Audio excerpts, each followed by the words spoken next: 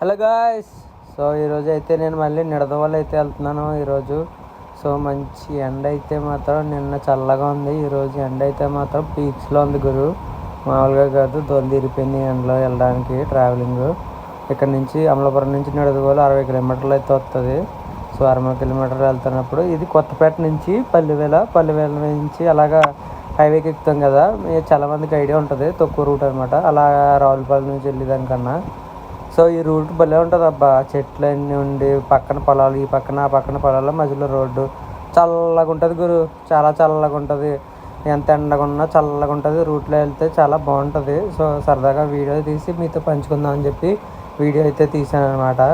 నాకైతే ఈ రూట్ బాగా నచ్చుతుంది అనమాట. ఇది ఒక 5 కిలోమీటర్లో 6 కిలోమీటర్లో ఉండొచ్చు రూటు. 6 కిలోమీటర్లో 5 కిలోమీటర్లో ఉండొచ్చు రూటు.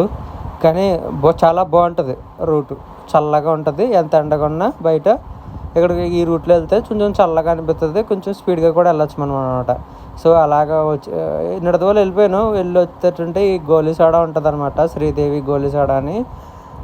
అమలాపురం నుంచి ఏమంటారు కొత్తపేట వెళ్ళే దారిలో ఉంటుంది అనమాట గోలీసోడ. బాగుంటుంది. అదిగో నిమ్మసోడ ఒకటి 10 రూపాయలు. నారెంజ్ ఫేమస్ గురు, నారెంజ్ ఫేమస్. ఎవరైనా వీలైతే నారెంజ్ జ్యూస్ తాగండి గురు. నారెంజ్ జ్యూస్ అయితే 20 రూపాయలు, నిమ్మ సోడా అయితే 10 రూపాయలు. నారెంజ్ జ్యూస్ బాగుంటుంది. ఇదిగో శ్రీదేవి అని చెప్పి నాకైతే బాగా నచ్చింది గురు. మీరైతే తాగండి. ఒకటేమో 10 రూపాయలు, ఇంకోటేమో నారెంజ్ అయితే 20 రూపాయలు అనమాట. ఇదేమో ముక్కావల నుంచి అమలాపురం వెళ్ళి కాలగొట్ట రోడ్డు ఉంటుంది కదా, ఆ రోడ్డు పనులు ఇంకా చేస్తున్నారు గురు. అవన్నీ పైకి లేపాలన్నమాట.